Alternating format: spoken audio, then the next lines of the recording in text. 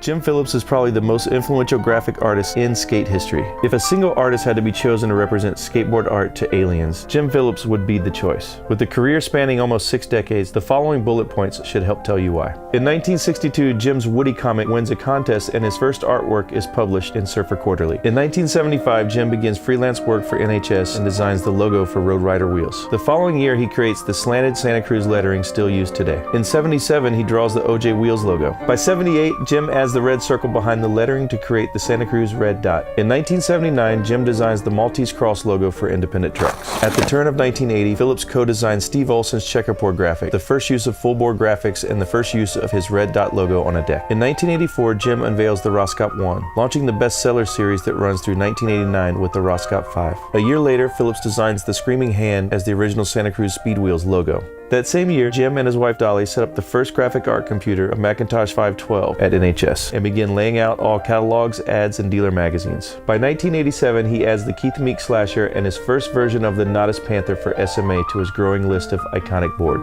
Hitting peak productivity right in time for the late 80s boom, in 1988, Phillips pumps out the Jason Jesse Neptune and Sun God models, the second version of the SMA Nodus Panther, the Corey O'Brien Reaper, the Hosoi Rockets Wheels logo, along with the box art for Wheels of Fire. The list of iconic graphics created at Jim's peak are almost too many to name, but by 1989 he is also credited with Jeff Grosso's Toy Box, Alice in Wonderland, Demon Bat, and Good and Evil models, Jeff Kendall's Atomic Man, Tom Knox's Ghoul, as well as more video art for Streets on Fire. In 1991, with the industry upheaval of the Big Five, Jim leaves Santa Cruz to return to freelance art. Over the course of the next decade, skateboarding turns its back momentarily on its own history. Cut to 2002, and interest in skateboarding's past undergoes a renaissance. Rich Novak of NHS orders 36 paintings from Jim, creating the largest collection of Jim Phillips art at the NHS offices. In 03, 06, and 07, Phillips publishes 3 widely acclaimed books of his work: Surf, Skate, and Rock Art of Jim Phillips, The Rock Art of Jim Phillips, then The Skateboard Art of Jim Phillips. Finally, in 2008, Jim returns to NHS, signing a license and agreement as well as creating new designs. Santa Cruz begins reissuing Jim's artwork on both old and new decks, shirts, and wheels to great success.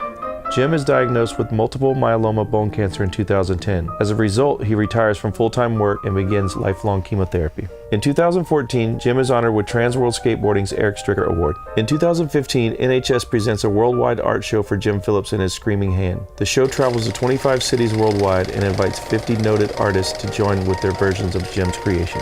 In 2017, Jim Phillips is inducted into the Skateboarding Hall of Fame and presented with their Icon Award. That same year, Jim and his wife Dolly celebrate their 50th anniversary. In 2019, Jim continues to draw when he can. He also continues to battle cancer, and odds are almost 100% certain that any skate shop on the planet you walk into will be showcasing multiple products bearing Jim's artwork. Jim Phillips' influence on the pastime remains as strong today, if not stronger than ever. Thanks for everything, Jim. Skateboards wouldn't look the same without you.